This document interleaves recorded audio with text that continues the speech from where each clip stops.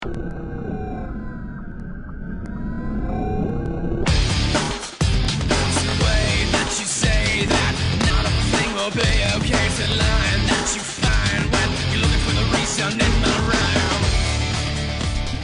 to episode 13 of season 3 of Relics of War. I'm your host Shongaku, and this week I am joined by Evee. How are you doing this week, Evee? I'm excited with the new content, and not at the same time. But yeah. I can understand.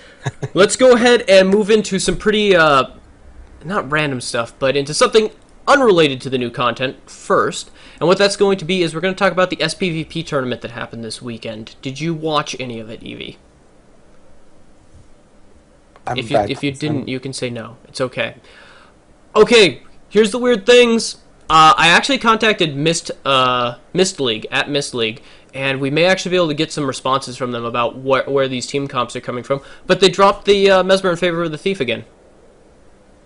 Not only that, one team, the team that won, that beat Absolute Legends, Team Sync, in the third game, dropped their engineer in favor of a DPS ranger. That doesn't surprise me. So they gave up on point control they gave up on one of their bunkers, which is that's kind of interesting. It's a bit weird that to see where the meta's going. One of the biggest things. So Sup Cutie dropped playing Mesmer to play Thief. Evee's gone, so we'll get him back eventually. Sup Cutie dropped Mesmer to play Thief. Does any of this make sense to you? The ranger coming in instead of an engineer does.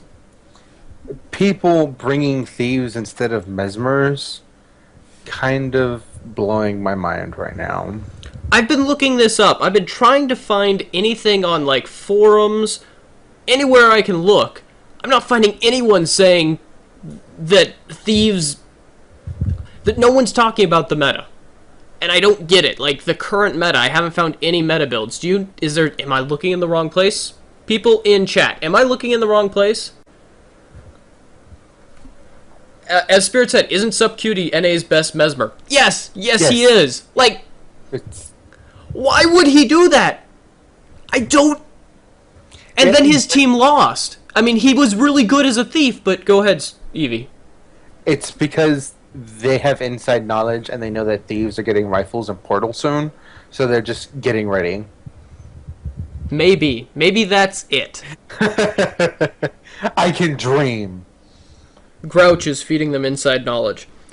So, I'm still confused. I'm going to try and get someone from Mist League on the show or on like a special edition update to talk about what's going on with that. So I've messaged them. They're wondering about the show. I'm going to keep in contact with them and try and get that to happen. We'll see. I will keep everyone updated, and as soon as I know the answer, I will let you guys know, because this is mind-boggling to me. In other SPVP news, Curse has signed on Team Paradigm as their official pro team, which is pretty exciting. Good job, Team Paradigm, now having a sponsor and being able to afford to go to PAX. That's super exciting. Actually, I think they were getting flown in and having all expenses paid by ANET, so... ANET's actually really good about that. I know, just from the past in Guild Wars 1. So you were very active in SPVP, weren't you? Or in guild matches or the tournaments, weren't you, Evee?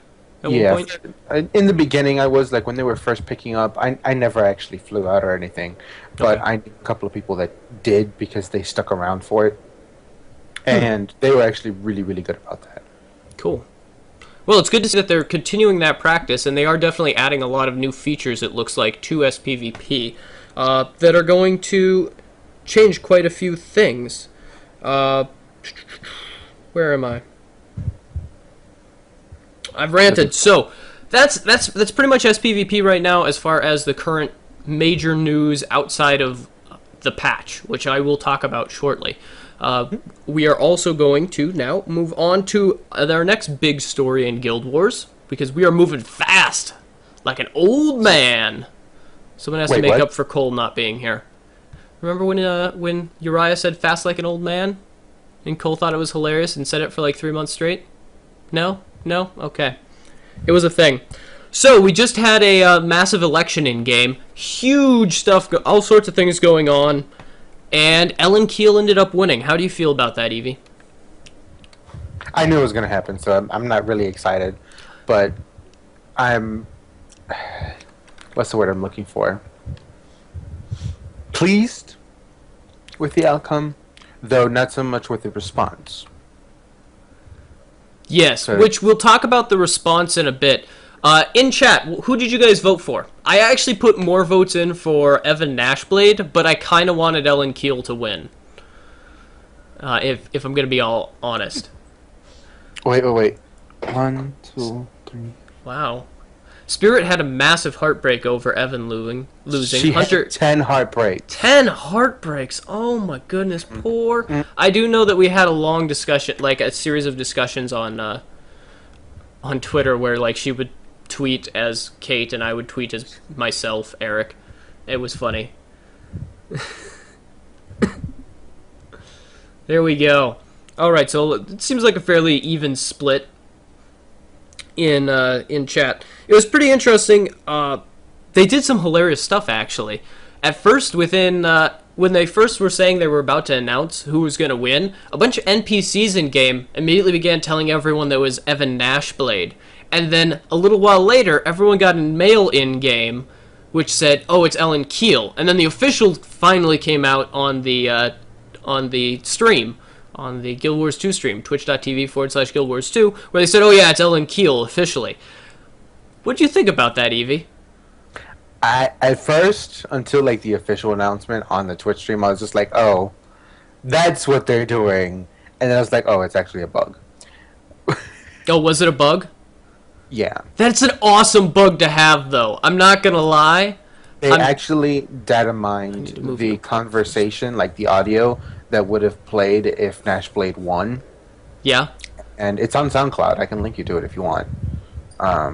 And that just proves that, to me at least, that they were planning from the get-go, that they were like didn't know exactly who was going to win. It wasn't rigged in any way. Yeah, no, I like it that we had that misinformation, because there's times where in our own world this has happened. Like, I believe when I was reading on Twitter when Truman got elected, this happened. Yeah, I know Truman history. got elected, there was a the thing with newspapers back then is that they would print one for each president, and a certain newspaper, I can't remember which one it was, ran the wrong one.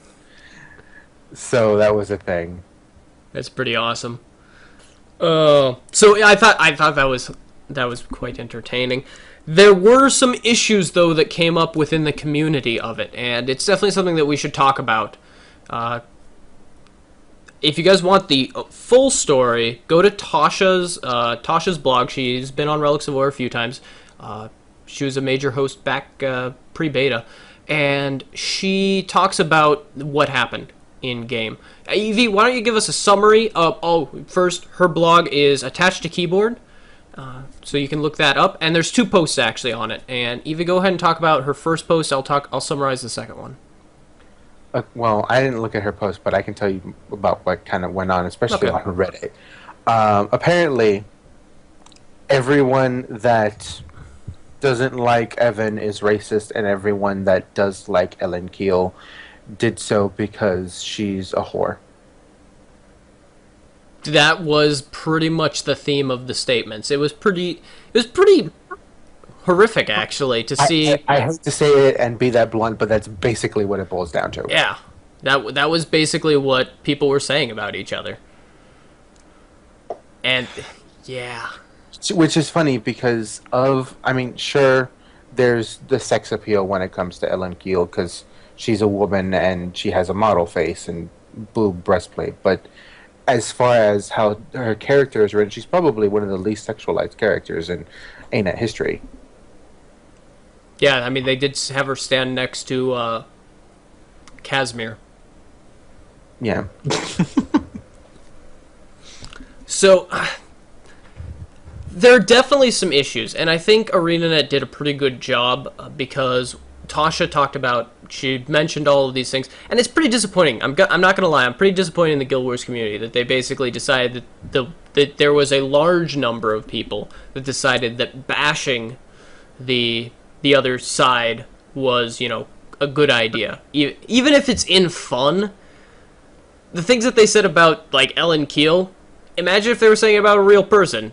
Would you find that appropriate? And if they're saying they're RPing, well, Guild Wars 2 is pretty clear that they don't take that RP. If you're going to RP like that, there's a game called EVE Online. It's designed for you. Go there and, you know, say all the crap that you want. And if EVE won't take you, well, then you know you should probably just stop playing online games and yell at your single-player games, because, yes. Or go stand on the street corner. I mean, I never said that. No, I don't recommend going and standing on a street corner. I'm making fun of people with picket signs. Oh, okay, but Spirit has a picket sign. She goes and pickets all the time. Yeah, but her picket sign is actually a picket fence. I think it probably is. So, but it was frustrating to see that. Fortunately, ArenaNet stepped in after seeing quite a bit of this, and if you see this, report it. And it's just not an appropriate way to behave online. There's kids in the game, and I understand that, you know, people drop F-bombs and that sort of thing. It gets filtered as kitten, hopefully. But seriously, guys, if any of you who participated in that are watching it, please grow up. Thank you. If you're not watching it and you see it in game, if you're watching and you see it in game, just report it. ArenaNet will go through, they will process it, they will figure out what's being said. They have a terms of service for this thing, and as we saw and as Tasha talked about, they went through and they pretty much, I think quite a few people got banned as a result of their over boisterousness. No, not banned, but suspended. Okay. Suspended. Yeah, isn't that like a 72-hour ban? 1 or 3 days? I'm not sure. Depends. Okay. So, good on ArenaNet. Ban those people. I know that I made a comment on Twitter about how a bunch of the Evan Nashblade people were apparently Flame Legion, which was not directed at any of the players. Well, it was directed at all the players who were being misogynistic, because essentially, Flame Legion. So, Optimus Maleficius, I was not talking about you, even though you said it was slander. Anyways, it's an awkward topic to talk about, just because it's like, why do you need to do this online? Why do you feel the need to? I mean, yeah. I mean, when Politics. people are faceless, I mean... It's an interesting... excuse me. It's an interesting thing about that internet anonymity. One of the biggest examples is the induced sociopathy that you see in games like EVE Online. All those stories in EVE Online induce sociopathy. Basically, players in games where they feel like they are anonymous can be complete total sociopaths, because they don't actually care about anyone else. They see an NPC when they see a player. Or you have to wonder if it's because they're anonymous or because they're not actually seeing anyone in real life. Could be. So there's no one to empathize with. There's also oh, that's true. They may not be able to... They don't have that body language feedback. I do know that it is a common saying that you are the person that you are when you're all alone. I probably butchered that saying, but there we go. Yep. Guild Wars community, keep that in mind. I'm certain that the people in our chat, the 13 people watching, are probably not members of the insane yelling. Although if you were, bad. Spirit kind of iffy. Yeah, Spirit was just like, rah! Alright, so now, now we've talked about that, I'm going to go into something a little bit more laid back and happy. It is called Shogaku's Patch Notes in 15 minutes. Slight interruptions from Evee. Possibly. First I need to go to the forums, then I'm going to... Bam. Game notes, releases. I'm going to actually full screen this sucker. Yeah. Look, there's Evee. Okay, so, patch note in 15 minutes with Shogaku and Evee. Bam. There's Evee. There's Shogaku. Madness. Okay, so, oh wow, you guys cannot see that at all. You used the wrong video thing. What are you doing? There we go. They could sort of read that. I did use the wrong video thing. Maha. It's for a variety of reasons. I don't know how to actually directly import you. Okay, so Queen's Jubilee. We got some hot air balloons, which is pretty exciting because you can actually fly to places. I haven't been one yet. Evie, what are the hot air balloons like? Talk to me. They are surrounded by events. What do the events do? Events. There's stuff to like escort dignitaries to the balloons, defend the balloons. Just generally, I mean, they're very straightforward, but they're like always there. It's crazy. Cool. I do hear that there is a significant number of bugs in these events, and Oh so yeah, there are a lot of events that just constantly spawn enemies. Yes. yeah, and they don't progress. It's kind of like the instigator event in Sanctum. Yes. It's kind of like that. Ah. I'm hoping they fix it really soon because that is keeping a lot of people from getting achievements and stuff. So That is unfortunate. Alright, so they've also added the Crown Pavilion, which is the large area that you saw if you were watching pre-show. It's where all of the sort of main center focus is, where you can do your challenge fights, the Queen's Gauntlet, and you can also fight a bunch of different unique bosses from around Tyria. You can get some you can represent a town from Tyria. Who are the towns that you can represent, Evie? Ebonhawk, Lion's Arch, Holbrecht, Radisum, and the Black Citadel. Alright, but not Divinity's Reach. Oh, Divinity's Reach. Can you represent Lion's Arch? Yes. Okay, so not Divinity's Reach. Mhm. Interesting. There's 6 in total. Okay. Cool. So, let's see. Queen's Gauntlet. Talk to me about it really quick. Just sort of a cursory overview of it. We'll talk about it more in depth once we've had more time to play it next week. Okay. Suspended arena. You go in by yourself, and there's a chain of bosses that you fight. One after, like, you queue up, you fight a boss. Queue up again, you fight the boss after that. And these bosses are exponentially more difficult as you keep going down. There's 3 tiers. Each tier has different bosses, and it's actually fairly difficult, and I can't wait to see how many builds come out because of this. I'm totally going to build my Minion Master Swarm build and see if that works. Well, the thing with it is, it has a lot of priority to actually dealing damage because there's a 2-minute time limit. Minion And Swarm if build. you hit the 2 limits, if you hit the 2 minutes, the floor beneath you just kind of goes away, and you fall to your death. I wonder what would... interesting. Theories. I've actually seen a lot of people try to go in there in full soldier runes, and like not soldier runes, but like soldier gear and runes and whatnot. Just like Yeah. I'm gonna outlive everything, and they failed horribly because Because of damage. Interesting. Alright, so... Let's see. Watchwork sprockets allow you to buy the new Sovereign weapon sets. Do you like them, yes or no, Evie? the weapon sets kind of leave something to be desired with me, mostly because I don't like faces, and I think gold is kind of overrated. But that's a personal opinion, so I'm positive someone out there will love those weapons, and you can get cultural weapons for each of the races, Ebonhawk and Lion's Arch, with these buckets. If you don't like the sovereign weapon sets, so there's pretty much going to be something for everyone That is fair. that you enjoy from it, and they're skins, so like you don't have to transmute them. So yes. Nice. I approve. I do actually really like them. I saw them and I was like, oh, I just got this awesome dragon shield for my Norn. But then I was like, that shield. Yeah. So he might have 2 shields. It's a thing. Opening ceremony. Oh my goodness. Possibly some of the best writing I've seen from ArenaNet yet. Peter Freeze knocked it out of the park with that. And the voice acting was good. Evie, what did you think? The dialogue was amazing, especially if you stick around after everything. It's just, oh my god. When it tells you can port out at the end, don't. Stick around. There's more story to be told. It's worth sticking around for. If you've already done it with one character, go in with another character, hopefully, and see it again. Is there a way to rewatch it? Not that I know of. I wish there was. Okay. Cross fingers that there will be. I'll look into that as well. We'll talk about that next week. It's pretty interesting. I think we have seen the first... do you think that we've seen the leader of the Scarlet Blade now at the end of that? Spoilers?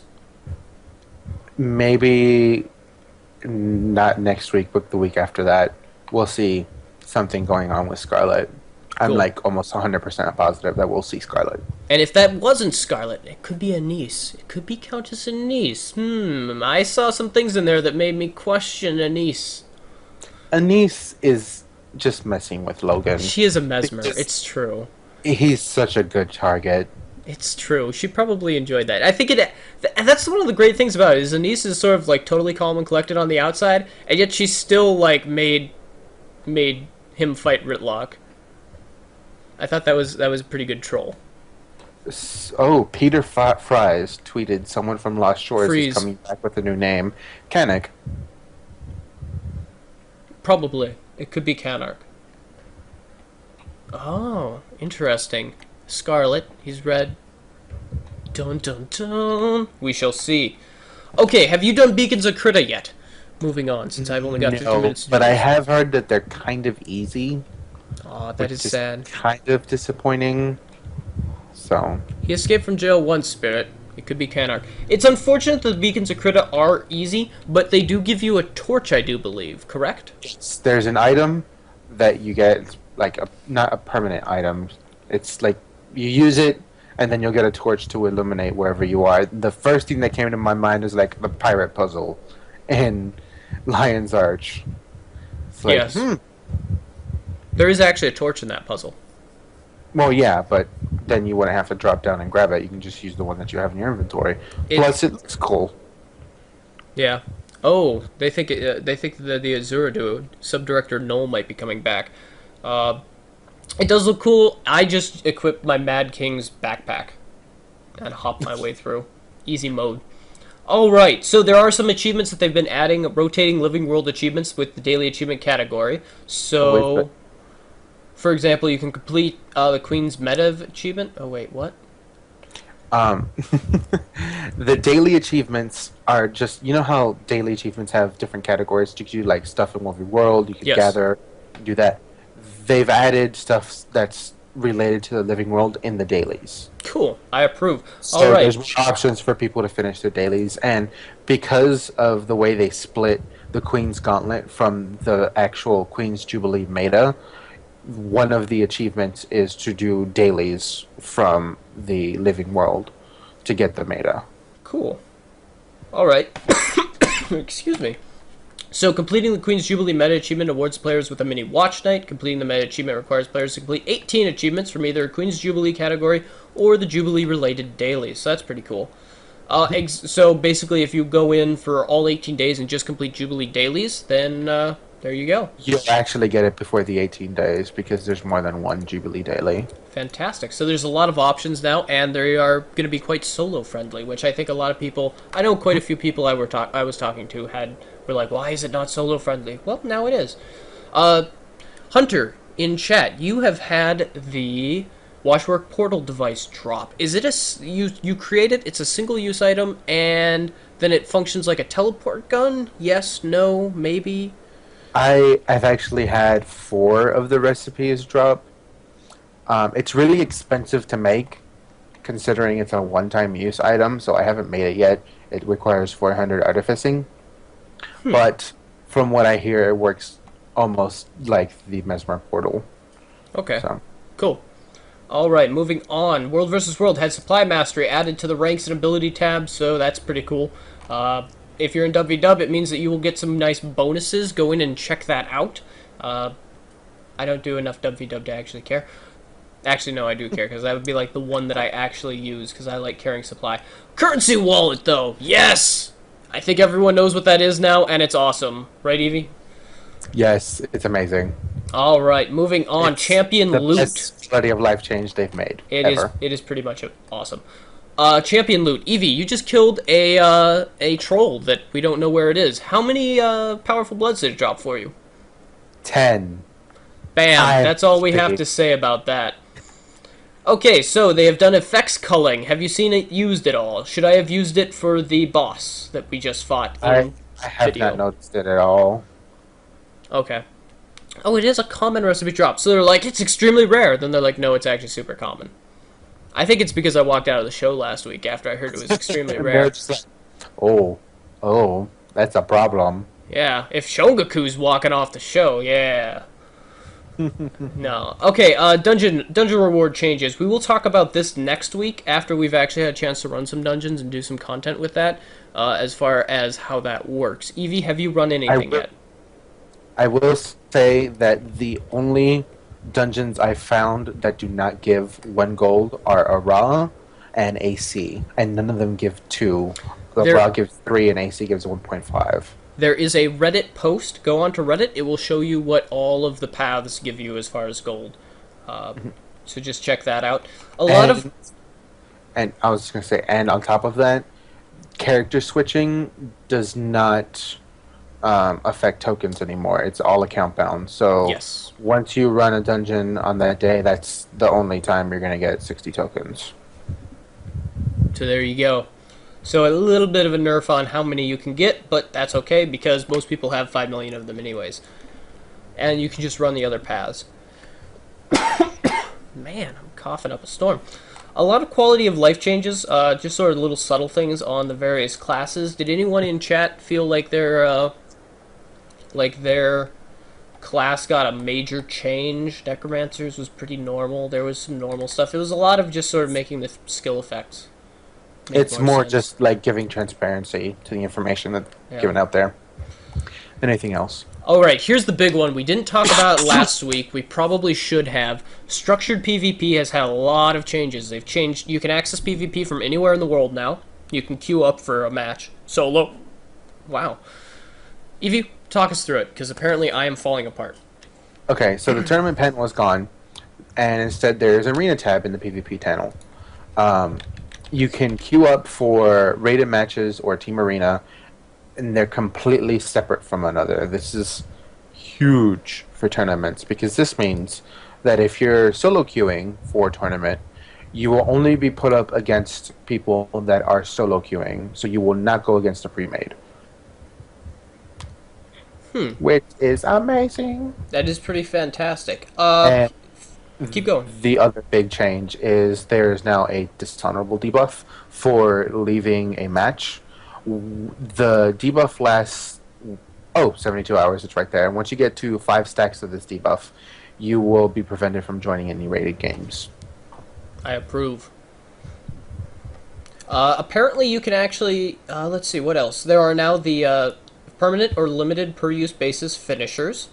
It now adds, using a finisher item now it's 5 uses of that finisher. And so permanent finishers, are those just available on the gem store right now? Or where do you get permanent finishers from? There's the 4 or 5, I can't remember, from the gem store. The Thornroot finisher, the ghost one, the cow, and there's one more. I can't remember. Shark. No, shark is a rank. Oh, okay. I can't remember the 4th one, but there's also that one. And then there's the permanent finishers you unlock by ranking up. Like rabbit, stag, wolf, shark, dragon, etc., etc. Those you can just pick out and you have unlimited uses of. The ones that drop, that you use, that originally would last for a certain amount of time, now just have a certain amount of uses. And once you've unlocked them and you put them in there, you can choose to use them or not.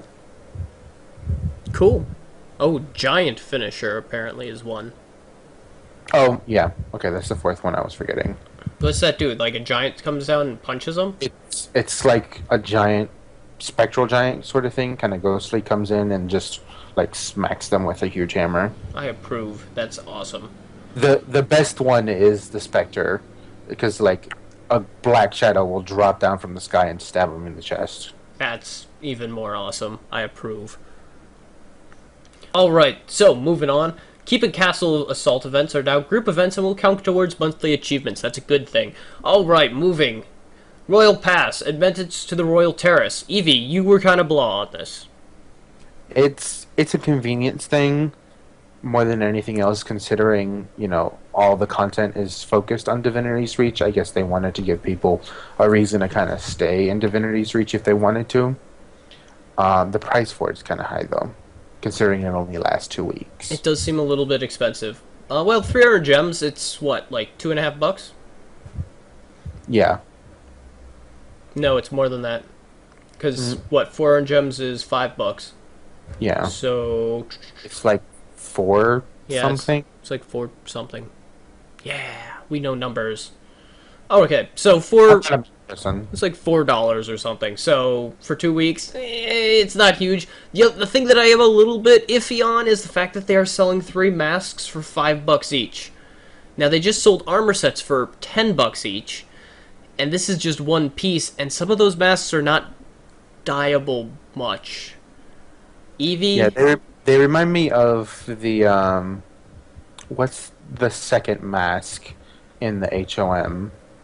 Masquerade mask. Yes. And they, I mean, Or the I'm Baroque not, or whatever. they look god awful. I'm not a huge fan of them. I think that there are some like redeeming elements to them, but they just don't have enough dye options. Really, I mean, they could have done some cool stuff with them. I was kind of hoping that they'd have a hood / mask combo, because that would be amazing. Unfortunately, no. They are 400, a little bit steep. What does make up for it on some level is the fact that there is no new RNG items in game. There are still the Black Lion weapon tickets to get a Black Lion weapon specialist kit, but it takes 5 tickets now. So it takes 5 times as long to get it. So basically, it takes $250 on average. Yeah, so not buying one. Yeah. And there's our finishers. Cow, Whoomp the Giant, Thornroot, and or Spectre finishers. Other than that, let's see, any fixes? Nothing really major. And that has been Shongaku's 15-minute patch notes in 20 minutes.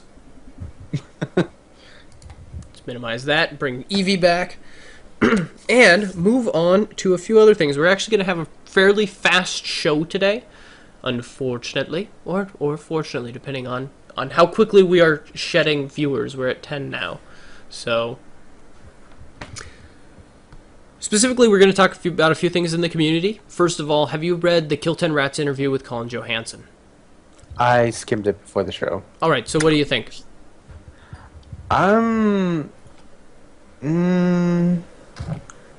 It's... How do I put this? I want to know why he thinks that personal story is limiting, like, redoing the zones. Actually, that makes a lot of sense. Because, I mean, if it's as far as, like, placement of the personal story, I can understand it, but, like, they could just move where the things are placed. Interesting thing that Hunter just pointed out in chat, the passes drop in-game. The what passes? To access the Queen's Garden place. Oh. Interesting. I like. Huh. Hunter got one to drop. So there we go. The thing that he said is there's all the spawn points with the story, and he wants, when you go through the living story, to move through the area. The general philosophy is that the area will accent the living story when you're following it, and that it makes logical sense that you are doing the living story in this area.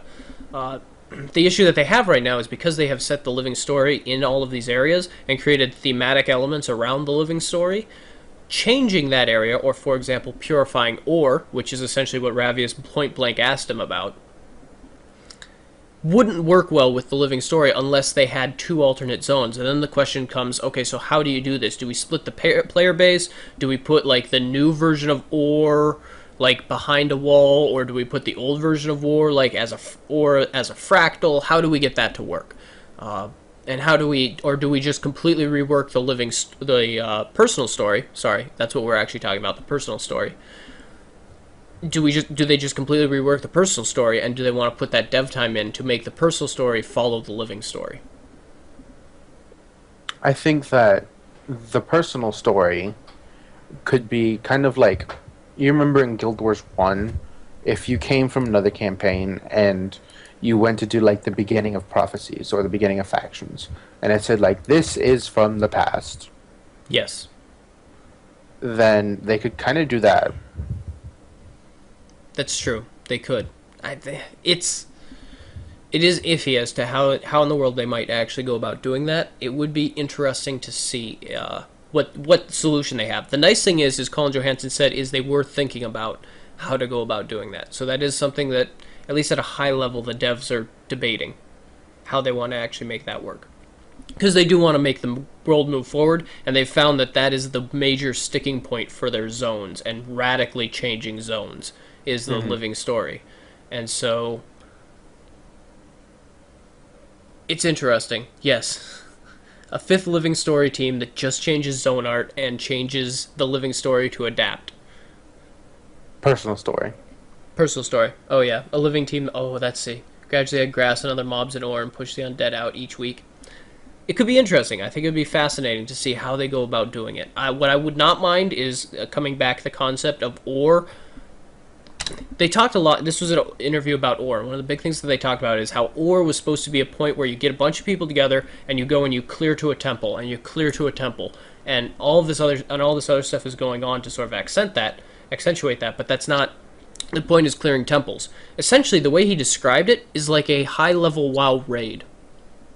Yeah. With side quests and that sort of thing, like an entire zone raid. And I think that if they took old ore, stuck it into the fractals, and let players go into it as a single-player basis to complete living story, which would be kind of weird, but maybe like you have to learn about what the heroes before you did, and so you're doing that, and set it that way. Basically, just add a few extra lines where someone's like, "Oh, please go here," like when for example, you know how that meeting, the living story sort of changes when you meet when your Logan, Cade, and company all meet in Lion's Arch.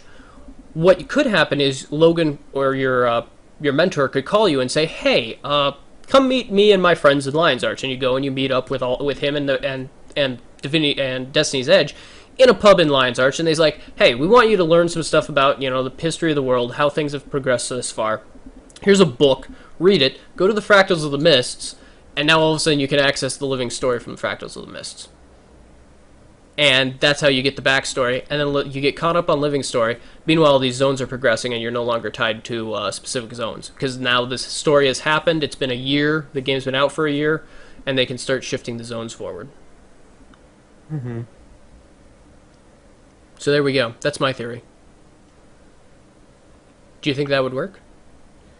I mean, it seems kind of convoluted.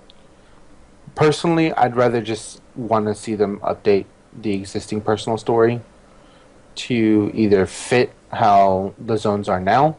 So, I mean, there would be a massive rework for anything like past. My system basically is a minor rework versus a massive rework. Or they could just be like, you know what, your personal story is taking place in the past. And they should add a little more personal story after the defeat of Zaitan to catch it up to where the game is actually at now. Colin did say, more likely than fixing the personal story, what you will see in Purified Ore is actually, as they add new zones to Ore, because the Ore map is not completed, you will actually see them purifying ore in those zones. Which could be a bit weird, not gonna lie. But that would be more likely the way that we would see ore get purified. So interesting stuff in the review. You guys should read the whole of it at kill10rats.com. I'm gonna keep moving on, because fast show this evening. Mistpedia. Have you seen this at all, Evie? Mm-mm. It is a new website, and it basically tracks team rankings on various servers on the EU and North America, and keeps track of their wins, their losses, what tournaments they've been in, as well as what their ranking is overall from all the teams across all of the servers from the Mists. It also is going to be working on having people build up various builds and guides for the classes, the professions, as well as talking about what their general roles are and how you play that role. So, for example, a thief right now is sort of a roamer bruiser type on some level, amongst other things. And so that is, they talk about that a little bit. Their site is very... Acrobat build, right? flanking acrobat build for Thief, right? The site is very... It's bare bones right now. I think it has a lot of potential. People should definitely check it out. They don't have anything... They don't have much on the Thief right now at all. Because, well, no one's been using it. Except for now apparently the top tier PvPers for some reason. So, interesting stuff. I'm looking forward to seeing where they go.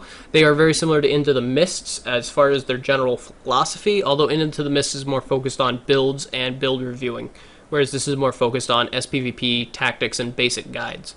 So, definitely a good website. Check it out.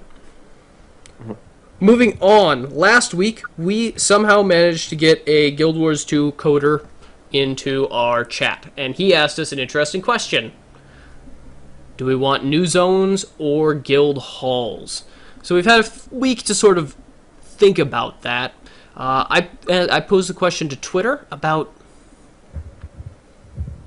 90% of the people who responded actually wanted guild halls to be a priority over new zones. So Evie, why do you think... Now, we have a very sort of guild-oriented followers on Twitter and that sort of thing.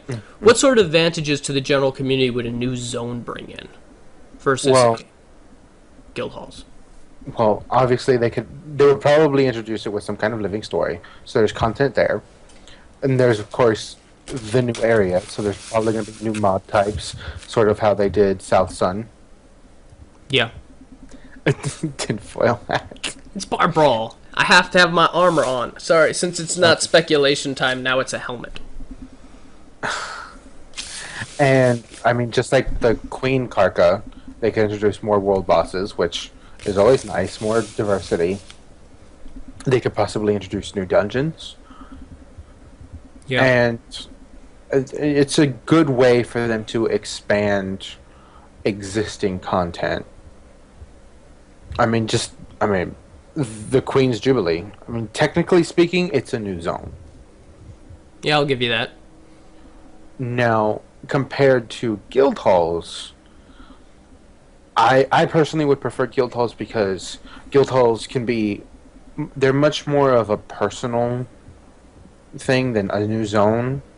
So guilds can get a sense of accomplishment from getting guild halls, whether it be from purchasing them or like purchasing upgrades for them. It'll give them a gathering place, so there's that community aspect of it. And above all else, it drives community, which is a huge part of an MMO. Yeah. And they tried to do it with guild missions, Which are awesome, I'm going to say. I enjoy them. which are amazing. But it doesn't create content for everyone. It creates content specifically for guilds. Yeah. If guilds have guild halls and they can host events and do this whatnot within them, it would give sort of a sandbox type thing where guilds could create their own events. Yeah. With actually interfering, well, depending on how you do it, without interfering with the structure of the open world.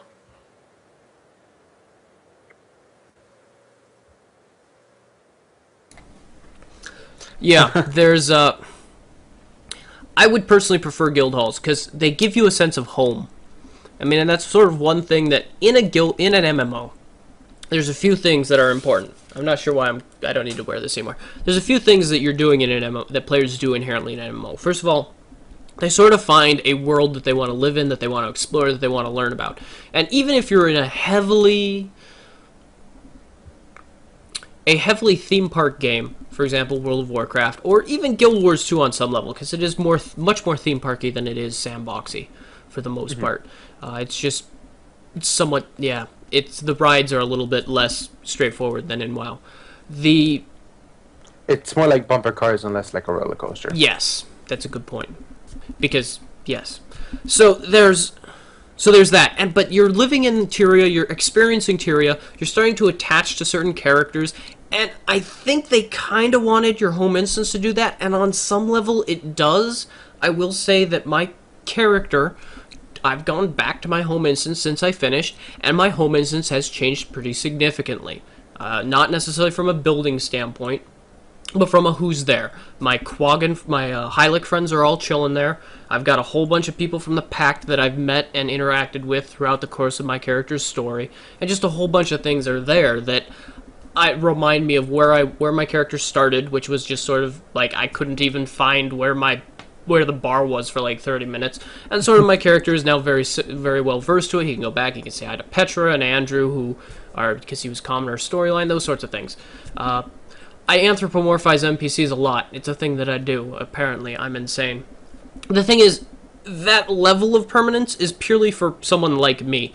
A guild hall brings that for the entire guild, because now all of a sudden, everyone has a home, and everyone is sort of working towards building it. In Guild Wars 1, tell us about Guild Wars 1 guild halls, Evie, because you spent, your guild invested a lot in theirs.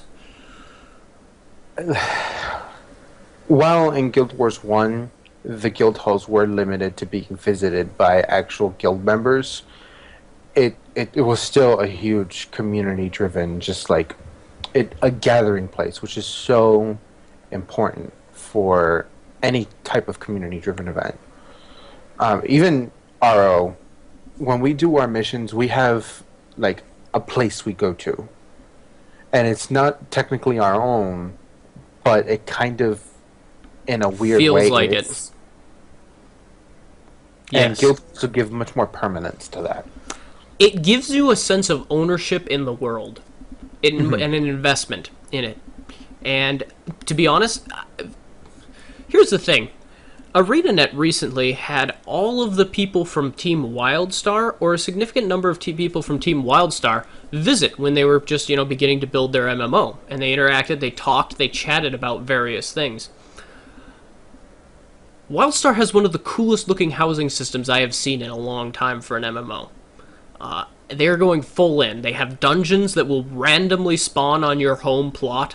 It flies around. You can actually PvP with people because it's a floating island that you can put cannons and various things on. Your guild gets a war plot, which is up to which is massive, and if you complete certain 40-man raids, you can capture the boss and put him on your guild's war plot to fight other players. Yeah. No, it sounds awesome. And there's crafting on it, there's gathering on it, there's building your custom house from a whole bunch of different parts. If this somehow, and their war plots are in a sort of their own zone that's in this massive skybox that's floating around, We have something like that in Guild Wars. It's called the Mists. Imagine if you actually had Guild Wars where you build your guild arena in the Mists, your guild hall in the Mists, and then all of a sudden another guild hall floats in, and that is now the Guild Wars, where enemies from another reality have suddenly appeared in the mists and they're attacking you. And you've done things in the open world, or you've done things in PvP or world versus world, which have gained you bonuses that you can put down on your guild hall. I think that would be amazing. I would love that. Would have every single dungeon boss in their guild hall.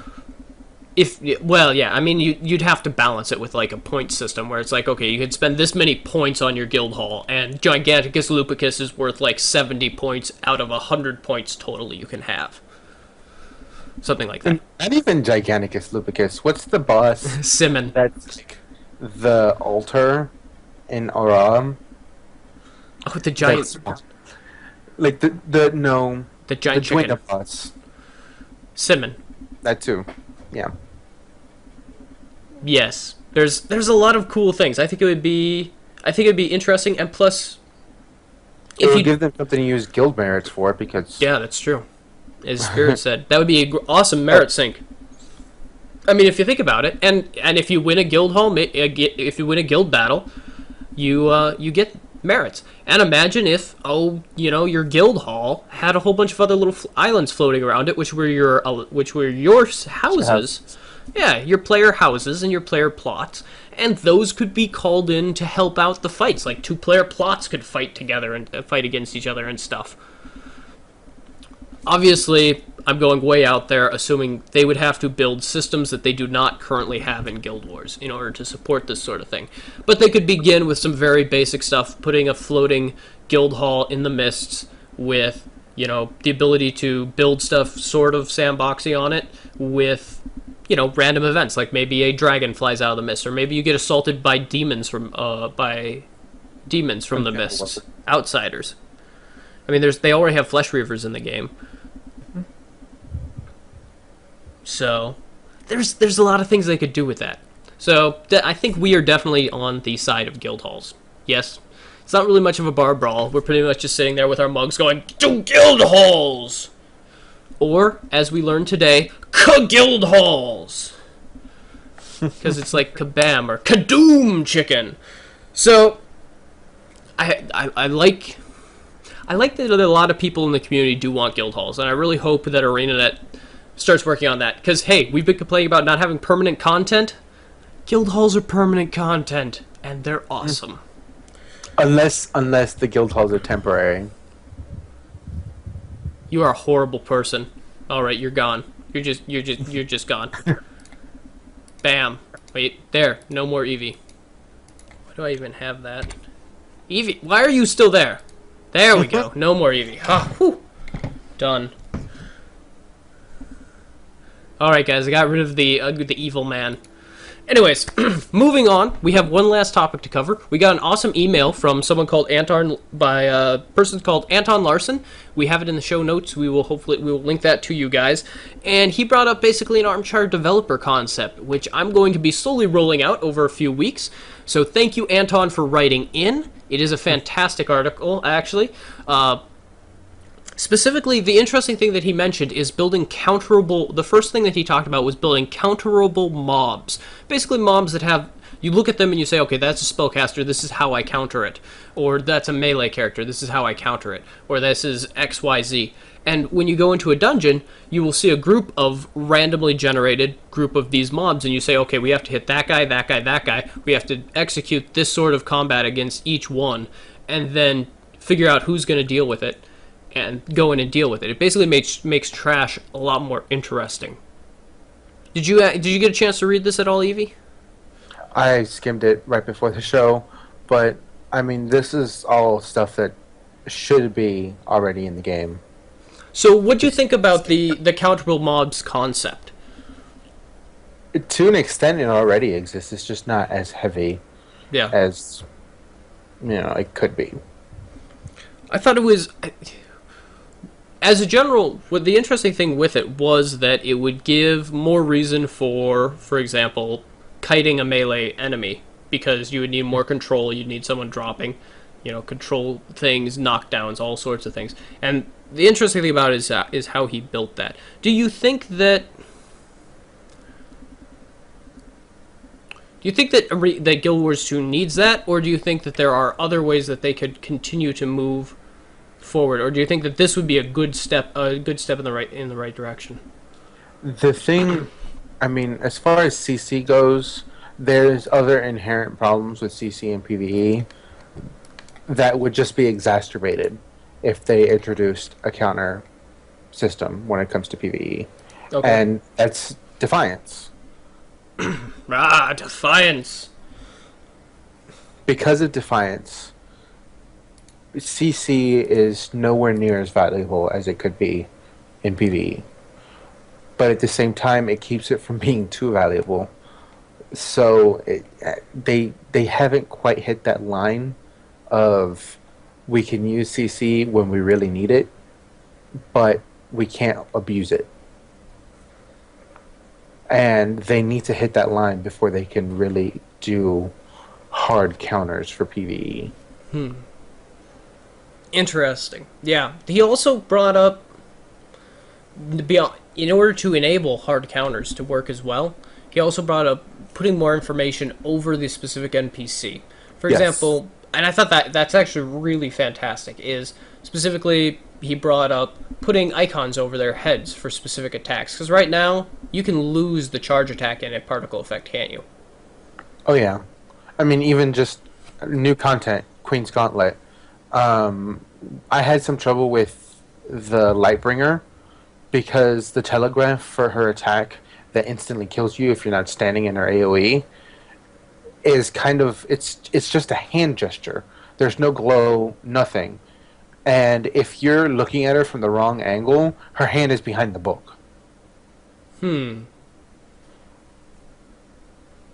Yeah. So it would be nice if she had like glow or wings come out, so you could say, "Oh crap, I need to do X." At first, I thought that whenever her bubble came up was when she was charging up her light attack, but I was completely wrong.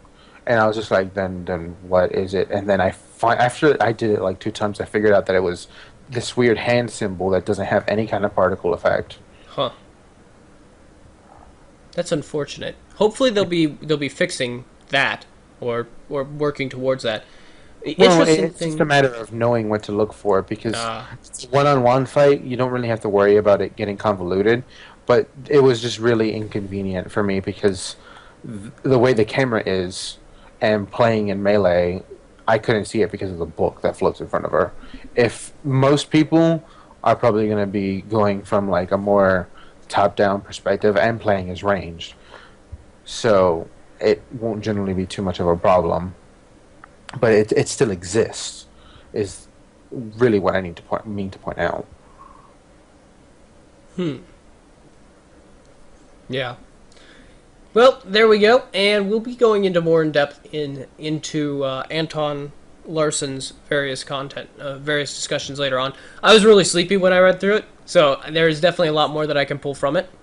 But it is a pretty fantastic read, and so Spirit will be linking that hopefully when we finally get this video posted.